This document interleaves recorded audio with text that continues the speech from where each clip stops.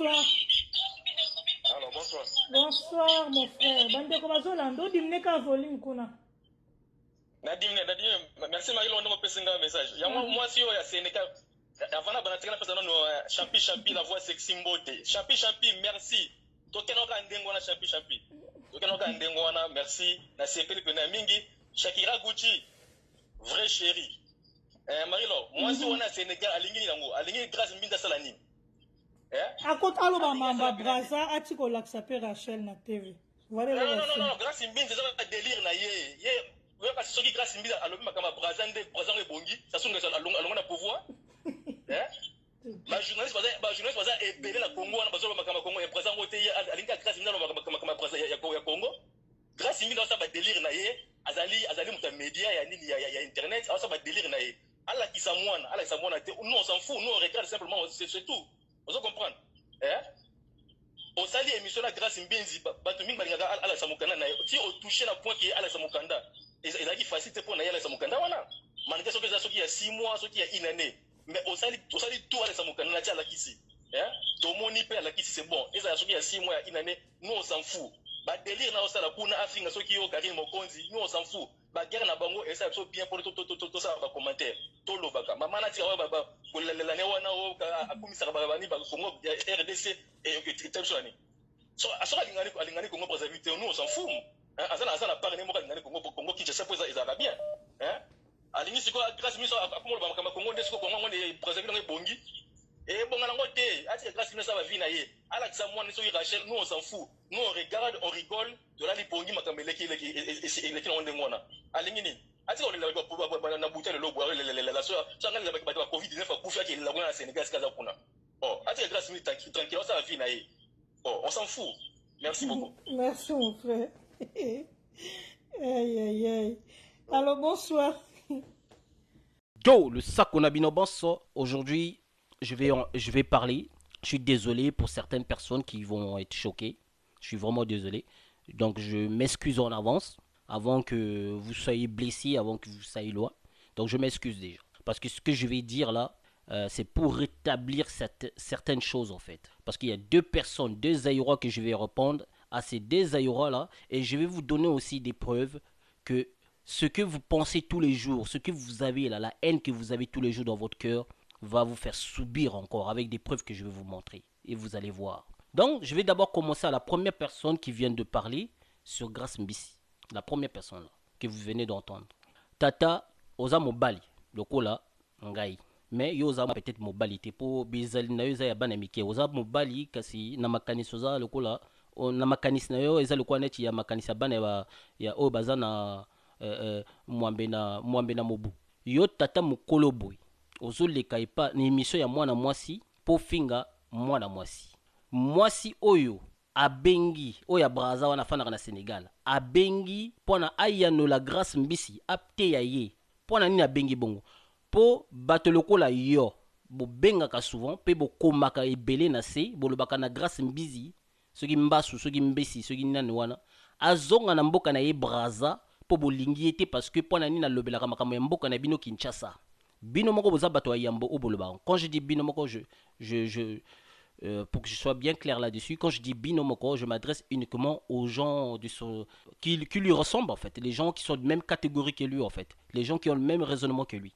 Oyo, voilà. Donc yo ozali moto wa yambo obengaka pona oloba na Grace Mbisi zonga na mboka na yo epana bino bozana ba star te kaka olobela makambo ya biso ya Kinshasa, hein, bozanga ba star poni botingama na biso bino boza bato wa yambo. Quand je dis bino, hein, essayez de comprendre, quand je dis bino, je m'adresse uniquement aux gens qui ont le même raisonnement que ce mec là qui vient de parler. Donc vous en fait vous reprochez à Grace Mbisi, enfin ozoloba na Grace Mbisi azonga na mboka na ye. Bon, lelo moto ya braza afana na Sénégal abengi pona ayanola kanane. Bon, chez vous vous dites ndeko, chez nous on dit kana. Pour kana ça veut dire sœur. C'est pas ndeko, ndeko ça veut dire frère chez nous. Kanande et l'axi sœur. Abengi kana na ye Grace Mbasu. Alobi na Grace Mbasu makambo oyo normalement bino moko pe bolobaka na ba commentaire pe na ba appel na bino. C'est koyo et lo que sel nini yo e choqué yo obengi pono finga mama wana oyo ayanoli kana na ye ya braza et salibino pasi esali bino mpasi bobandi kofinga mama wana tata yo tata ebi soki ezalaki mwasi mutu abengaki afinga grâce afinga mama ya braza na ngai nasosola na ngai na ngai nasosola mpo aza mwasi talaka basi basika bazala mitema ya moto me tata lokola yo ozobenga oyanola mama wana mpo na makambo ya buzoba na mbula na yo oza na bon chez vous vous dites mbula nga nazotia baaction ya maloba oyo ya bino mpo na bososola mais epa na biso toloba mvula mpo mbula eza neti sexe elexi sexe mbula yango topronosaka mingi mbula te chez biso na mvula na yo wana oza nango wana tata bwanya oza nango bon oza kuna bwanya te mpo na kopesa mpe ntina wana te oza na bwanya te mpo soki ozalaka na bwanya mbelo olinga kobenga te mpo na oyanola mama wana aza na oyo ya braza afanaka na Sénégal olinga oyanola ebongo te na mvula na yo oza nango wana ofandi na poto ozolanda baémission ya mindele ozolanda makanisi ya mindele kasi yo makanisi na yo eza kuti ya babantu te eza makanisi ya basauvage eza makanisi ya bambwa ya banyama mpo soki ozalaki na makanisi ya bomoto olinga kososola maloba o mama eza kaka bameme maloba oyo bino moko mpe bolobaka botindelaka bato ya braza ça faut qu'on se le dise ben sikoyo moto ya braza asali oyo bino moko bolobaka mais bino boleki lisusu bofinga lisusu ye au final qu'est-ce que vous voulez? Non, soyons quand même honnêtes, qu'est-ce que vous voulez vraiment au final?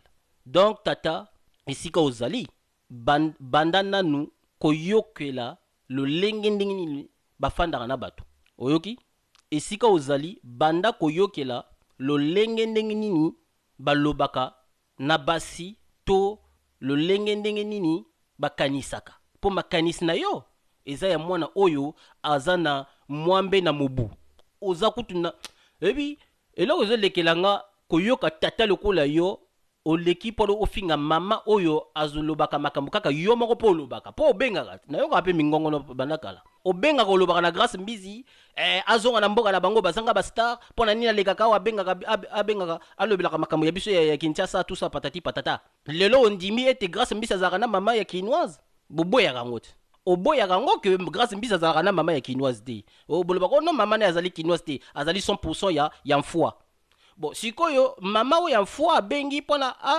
akamba to ateya kana na ye ya mfwa esali yo sikoyo mpasi mpona moto ya soki ezalaki moto ya Kinshasa nde olinga kobenga te mais lokolo eza moto ya mfwa wana obengi mpona obima kaka ndeti yo moto ya malamu olingi grâce mbasu sikoyo na système nini olingi grâce mbasu po grâce mbasu afingaka Karine Mokunza soki makunza eza na tina moko te mpona afingaka grâce po Karine afingaka comment il s'appelle Karine Mokonzi bon yo tata mokolo boye oza koencourager mafinga ya basi oza na bongo te bongo no esalaka te mpenza yo tata mokolo boye binde esi evimba esi esola esi ekomi konuna na se kuna ozobenga donc makidi na yo esi elemba yo ozobenga mpona oyanola mwasi oyo aza koteya moninga na ye mwasi yo ozobenga mpona ofinga ye lisusu donc afinga mpe nani moto ya mboka na yo moko aya kofinga Karine Mokonzi mais eza na ntina moko te oza mayele te yo tata donc bino bolingi grâce mbasu afinga na ye Karine Mokonzi c'est ça que vous voulez mais eza na ntina moko te eza na ntina moko te okoki normalement yo olingaki nde koloba na mama wana mama koloba na grâce mbasu boye te mbala ya nsima komela ye na privé na nano na ye c'est tout yo tata ozokuta makambo ya basi lokola soki neti ozalaka mwasi mobali ozokuta makambo ya basi neti kaka ozali mwa moto moko basa toboka na nsima lidusu na elongi ebi soki totalaka bilongi na bilo la webcam kasi nasekaka makasi mpo bato bazalaka na mingongo lokola yo wana bazalaka na bilongi sola neti makunza ya ndoki ezala mbala ya suka yo tata oyo oleka lisusu ya kofinga mama wana mpo mama nafingaki yo te alobeli nde kana na ye afingaki yo te zala mpe mokoloko tata kola pe ofandi na poto ozala makanisi lokola mwa kizengi moko boye yo moto ofandi na poto yango mpe poto yango mpe beba nango mpe kaka ta bato mpe batonda mpe ebele bato mpe ya ntina mpe ti omwa mpe moto mwa boye na nzela oyo nayaka poto soki otali mpe eloko ndenge alatelaka donc sokoto salite mbindo bosalaka mpe eloko mpe malonga mpe te na poto bato mpe lokola neti yo moto oza kofinga moto aza na mboka Mais yo moko fanda na poto au moins pe lor pa malongo la takati. Et lor pa malongo sombarate. Moi sim ta lié sa gayo, moi sim ta pesa ko nyoso. Donc moi ça kamba kayo nandinga liboma. Mais mon noko so leki na ba biloka mari lo mon noko loko la neti motamela mo sutu ya ngulu. Ezala mbala no ya suka yo tata o.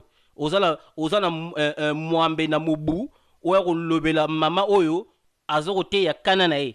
Ce qu'elle a dit là c'était pas méchant. C'était pour corriger Karine Mokonde, c'était les mêmes propos que vous tenez aussi. Et alors, mani ma bewana ye maman a lobby na Karine Mokonde. Et pardon, excusez-moi, j'allais dire grâce Mbasso. Mais c'est normal. Bino bolobaka grâce Mbasso azali congolaise ya Kinshasa te. Azali congolaise ya foi. Bon, c'est comme maman na bengi a lobby na grâce Mbasso. Yo grâce Mbasso ici que vous allez lobela makambo ya mboka na yo tika ko lobela makambo ya batu etc. Et ça vous êtes fâché pour juste pour ça parce qu'elle a juste conseillé sa sœur en fait. Tiens! Non, tata. Nambula no tala Karine. Pardon, j'allais dire Marie-Laure. Soki narotin soko yoki audio yo. Narotin dope audio ngo. Soko yoki audio yo. Tinde lango tata wana abenga. Ayano langa ngape na koleka na koyano la. Soka fingi ayoka mafinga ndenge zala. Po ye oya fingi wana eze lokote. Nana ayebi kututende ba finga. Ngana ko fingi na ko sokola na mafinga. Soka yebite. Po bilobela pe komo leka trop en fait. À un moment faut réfléchir, à un moment faut grandir. Il y a un temps pour grandir, il y a un temps pour s'amuser, il y a un temps pour être méchant, il y a un temps pour être gentil. Donc, ce qui est comme il y a tout un bouzo, bah, yo tata mkolo boye, hein, ouais, on ganza mama kunze, c'est lemba, c'est ebima, et comme langue, comme dans ma kunze, comme na langue ya pembe.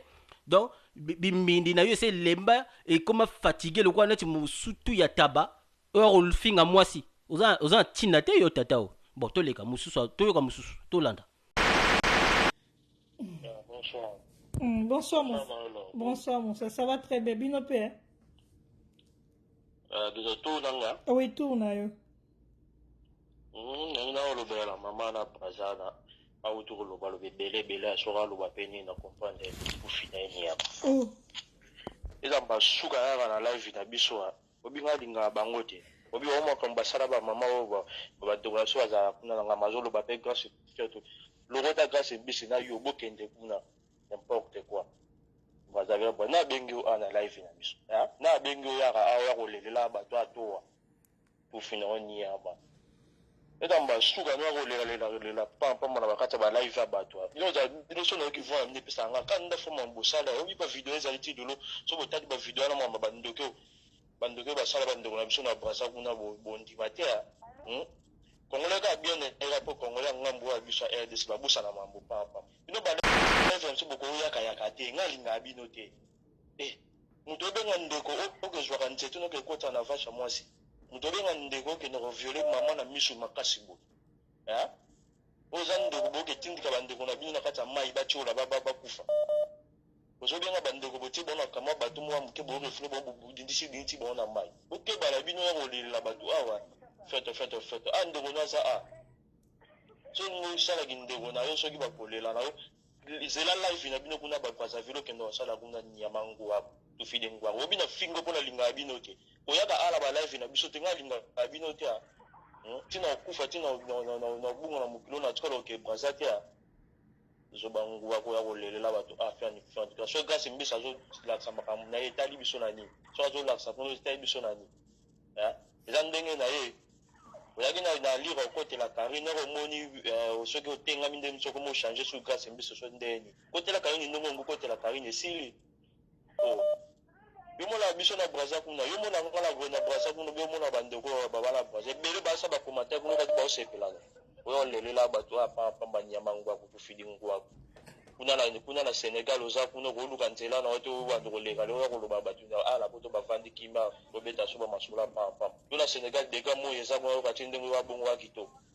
Olo ba poza mukola grâce mbisi na voix ni no bimisa na voix lo ko bi mala tono. Voix ba poko za yo ba voix no ko kende ba 50 ba 55 déjà oza no binga be grâce mbisi ya la nga so ya grâce mbisi. Ke bana yo so ka la samo ani ala kisina ye kuna so ka tangila ndako tangila ndako za ye. Yo pesa ba konsa yo ba biso na Kongo to linga bino. Ke bana yo so ba msuba linga mno na Kongo ko ba bosa na babosa ma mto nga ba ngana na peta ba ba so sakani na nga yo na linga bino te. Na kanda pe na biso malo tala ba video yana e sala nga passe na mutima ti lelo tala ba vidéo na ba YouTube ba série wana kala na utala bino le la ma mishba donc on a bino débé ba violer ba ko tsa wanto ba soldat tika ngana beta on tika na bangala ne pula na le la ba tu fino nyama eza mba shuka no ya ba shushu ata merci Marie Laure Kati merci Voilà. Yo, et si kozali. Le ko le beta kabiso na tiona défi. Man, wenn du ein Mann bist, komm hier. Ich warte auf dich. Wenn du ein Mann bist. Soko vraiment yo za mobali. Nazo zela yo. Yaka wa pesa nga numéro na yo. To kuta na to pesa ba rendez-vous to betana. To tala soki yo kokoka. À un moment, c'est pas parce qu'on le cas et pas basi ozo loba non, on ngomwa net yoni yo quoi bat. Parce que ozo ba lingala ya quinoa, ozo ba lingala ya ba yanki, ozo kansan yo ndo yebi lingala. Il faut que ba no pe. Avant finga batu, avant loba makamba, avant loba buzoba, faut vérifier ba source. Bino bonzimela makambo ya zoba na mine mission buzoba sala gala, ce qui Molière TV, ake zoba vidéo ya ba boma ba congolais RDC. Na ya Brazza en même temps puisque les deux étaient là-bas. Ba boma bango kuna na Angola, azui ba vidéo atandi et yo nzimi. Ba kezo ba vidéo ya Centrafrique, yo nzimi. Ba kezo ba vidéo même ya Ghana depuis quand la Congo ba anglais. Ba kezo ba vidéo oyo ba militaire ba zo beta ba basi ba Congo, yo nzimi keze bino. À un moment faut être intelligent hein? Écoute, yo mec, yo lokozo katsa yo ndoza eza elombe. Yaka na zo zela yo. Pour bino, quand je dis bino, je parle des gens qui ont des raisonnements comme toi. Hein, parce que trop, c'est trop. Faut que tu l'acceptes que Oyo Bokani Saka et Zabongot Yozana Poto. Comme toi, tu crois connaître vraiment la vérité. Na Otunos comme Otuna. Yozana Poto. Oya Zalaki na Kinshasa wana ba bengana ki na Brazza. Bon. Tata wana Oya Lobaki Bueno. Bazo Boaka Bandeko na bino na mai. Banda ba Boaka Bango na mai. Chile le point bibembane bimarate. Bolobani bibembe cholaka. Donc, Croix-Rouge n'a pas été incapable de le bibembe. C'est ça que tu vas me dire? Ben, aux amaïs, elle était. Ceux qui va boire un bateau la maille. Nana ou boire un la maille. Réfléchis un peu quand tu dis que non, va boire un bandeko na bino la maille. D'abord, ma soua, ils ont mis ma bango. Tout va zaki na kacha ma soua. Et ça, Congolais, ya Kinshasa. Bon, Congolais à Brazza, à osa na kacha ma soua, n'endingi na boire un bango sur la maille. Réfléchis, mais aux amaïs, elle était. Bon, attends. Baza Langambo. Pesi bango ma soua. Bon, masu ezo masu ewuti Kinshasa yo zo bango pa ime mabango to oya Brazza ezo me mabango kuna. Bon, combien de personnes ba kota na kacha masu wana? Yo monaki batongo te ne basa ebele ba tonda na kacha nano masu wana. Bon, bato baza na kacha masu ezaki bato ya Kinshasa. Siko bazo katisa Kinshasa e Bali, pardon. Bazo katisa e Bali. Bon, nani abwaki bango siko na mai. Po motaki Brazza aza na kacha masu te. Bon, bato bazaki na kacha masu ezaka ka bato ya Kinshasa. Bon, nani abwaka bango siko na mai. Mais réfléchissez aussi.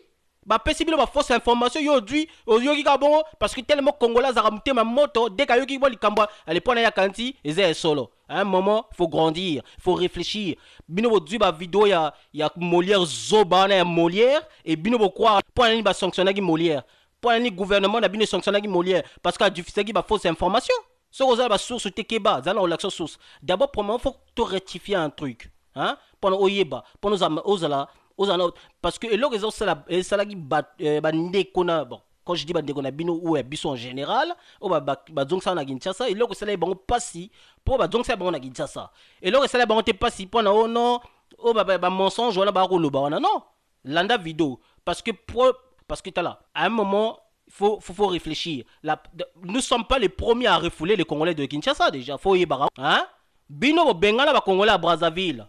Est-ce que so mona ba Kongola Brazzaville ba le rapport parce que ba bengana bango na Kinshasa ba boma pe so ebi histoire tenga leur bête lo histoire dala l'action que tu preuve landa vidéo.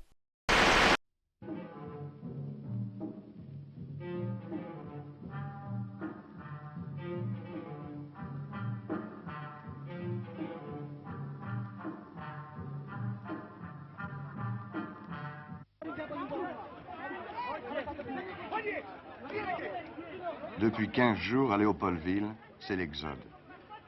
Toutes les demi-heures, un bateau quitte le port qu'on appelle ici le beach et traverse le fleuve pour déposer en face à Brazzaville sa cargaison d'hommes, de femmes, d'enfants et d'ustensiles divers entassés en vrac.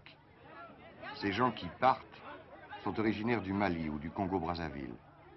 Ils étaient établis au Congo, Léopoldville, depuis 10, 20, 30 ans. Aujourd'hui, le président Tshoumbé les expulse. Ils sont 200 000, 300 000 peut-être à ne pas savoir très bien ce qui leur arrive. Ils savent que les relations sont plutôt tendues entre leur pays d'origine et leur pays d'adoption, et ils ont peur, c'est tout.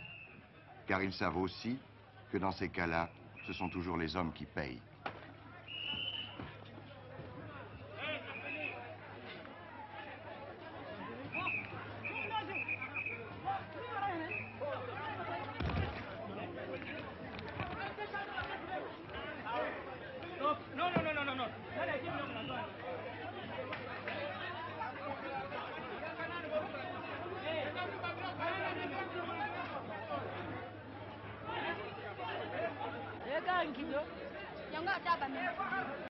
Voilà. Donc, Yomoko, Olandi, pour Yoki, pour Moni. Il fut un temps, la RDC chassait tous les étrangers qui étaient chez eux, y compris les Congolais de Brazzaville. Et il y a eu des morts à cette époque, à l'époque de Tchombe. Aucun Congolais ne s'est réveillé pour dire etc., etc. Non, c'était compréhensible. Donc, bango ba jugé bon, il faut ba bengana ba étranger parce que bazo beb samboka na bango, fala ba bengani na ba sénégalais, na ba malien, na ba congolais à Brazzaville. Exactement la même chose que Congo a fait. Ce problème est anini, ba congolais o ya bino siko ba monaki mutema pasi, po ba moni eza ba ndeko na bango propre muto bengani bango. Wana sali pasi, mais tango bino bo bengana ki sala ki pasité. Mais tango bango siko biso to bengani, wana siko sali pasi. Donc du coup, ya wana oyo bazaki na Brazza ba kolo ba malamu.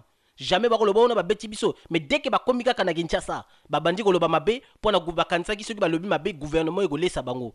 Ya wana gouvernement etika yi bango na libanda, so na soko sabo kita ba preuve ba video eza chilelo. Gouvernement na bino etika bango ba lala na libanda. Bango bakanisa ki so ba kosi, biso pasi, bazo beta biso kuna, boye bazo boma biso, bazo bwaka bana, bazo bwaka bato na mai. Comment on peut jeter des gens dans l'eau, pardon, si les navires ne sont pas dans le même bateau que vous? Bango batika na libanda na mukili bino bozala likola mai bon ndenge ni bango ya ubaka bino na kati mai bon réfléchir mususu alobi ono na kotaki bakoti so mobimba na kati ya la morgue bon yo bakoti bino nyonso tout na kati ya la morgue yo sko bimi kuna ndenge ni donc voilà on vous dit des choses sans analyser vous n'avez même pas analysé ou analysé les cambotés donc au sosoli no penzate est-ce qu'azokosa tout azolo babu solo donc bino bozui kaka bah moi bah dégâts oh bah 17 si je me trompe pas 17 policiers bah salaka bah parce que bah panzaga bloc à bateau bah panzi bloc à bateau bah beti quelques bateaux du coup bah kangagi bango bah policier bah kangagi bango donc bino bozui kaka wana na Molière tata li bomo monene lokola nzoku il y a du bah vidéo par-ci par-là publié elle pendant que ça haine na kata mitema na bino et dès que bomoni yango ale bino pe ene tellement congolais zaka sensible dès que amoni ka vidéo na a commis sensible ene kotier bou a commis le bilobela ti le kangama yeka na mutu au lieu de vérifier ce qu'on dit maté attends parce que ça c'est première partie je vais faire deuxième partie et jusqu'à même troisième ou quatrième vous verrez tu auras des preuves toi tu auras des preuves tu vas voir que non tout ce que tu penses tout ce que tu dis est faux et tu verras toi-même donc alors tchelo vidéo Hollanda oyo ka ba policier ya Brazzaville ndenge bazoloba pe ba policier ya Kinshasa ndenge ba tindele bango ba kuluna pona o sosola ezaka kate bato officiellement enfin les citoyens que ba bengana ki non ezaka pe ba kuluna pe bazaki na kati ba kuluna pe bazaki na kati o ba bengana ki pe du coup voilà donc ba misusu pe ba bengana ki bazala mikandate et faut mettre ça dans ta tête ezaki kaka ba congolais ya Kinshasa te ba bengana pe ba sénégalais ba malien ba tchadien na ba kutu bato ya pembeni kutu ba le rappel lingala bon moi je cite pas ça on zappe voilà donc regarde Landa Yomoko livre impunément aux tueries au viol et au vol chez ceux qui leur ont accordé l'hospitalité. Arrêté, interpellé près de 3 catégories de personnes. Il y a, premièrement, les Kuluna proprement dites, les bandits, qui sont aussi bien de la RDC que du Congo. Ceux qui opèrent avec les machettes, ceux qui opèrent avec les armes, parce qu'il y a des armes qui ont été saisies, c'est le premier groupe. Nous avons également interpellé les gens qui sont en situation irrégulière. Et vous savez que le phénomène Kuluna est intimement lié à la présence au Congo des sujets de la RDC. Vous savez qu'au niveau de Kinshasa, il y a une grande opération qui est organisée, l'ICOFI, qui a même pris une dimension supplémentaire parce qu'il s'appelle maintenant l'ICOFI Plus. Et la facilité de traverser entre Kinshasa et Brazzaville a fait qu'il y a beaucoup de ces bandits qui ont traversé le fleuve et qui sont arrivés ici et qui malheureusement ont trouvé un terrain propice parce qu'il y a aussi des bandits au niveau de Brazzaville. Ils ont fait cause commune, ils sont nombreux. Donc il y a ce groupe des gens qui sont en situation irrégulière. Ces gens ont été arrêtés. Il ne s'agit pas seulement des ressortissants de la RDC, il s'agit bien des étrangers qui sont au Congo et qui sont en situation irrégulière. Le troisième groupe des personnes interpellées, c'est des personnes qui ont été trouvées dans des fumoirs. Vous savez aussi que dans les quartiers périphériques, il se développe des zones comme ça où habituellement il y a la consommation de la drogue. Là aussi, on en a attrapé. Les autorités. À la suite de l'opération baptisée Likofi, plusieurs Kuluna ont fui la ville-province de Kinshasa pour aller se réfugier dans les provinces du Bas-Congo et Bandundu, voire même traverser le fleuve Congo pour s'installer à Brazzaville. Dans le cadre de la coopération sécuritaire entre la République démocratique du Congo et le Congo-Brazzaville, 45 délinquants ont été transférés ce jeudi à Kinshasa par les autorités brazzavilloises. Ces jeunes gens sont présumés auteurs de plusieurs cas de violation des droits de l'homme dans la capitale Kinshasa. Ces délinquants qui sont présentés à l'opinion seront déférés devant le ministère public pour être entendus des faits mis à leur charge. Il y a une coopération policière entre nous, Brazzaville et les autres États d'Afrique centrale. C'est ce que ceux qui traversent à Brazzaville, qui ont commis des méfaits ici quand ils sont à Brazzaville, la police nationale de Brazzaville nous les retourne ici par la coopération policière. À cette même occasion, le général Kanyama, chef de l'opération Likofi, a déclaré avec un ton ferme que la police est plus que déterminée d'en finir avec le phénomène Kuluna, dont les taux est en baisse depuis le lancement de l'opération. Et ce, avant de demander aux commissariats provinciaux du Bas-Congo et du Bandundu de procéder à l'arrestation des Kuluna en cavale dans ces contrées et de les déférer devant les autorités judiciaires compétentes.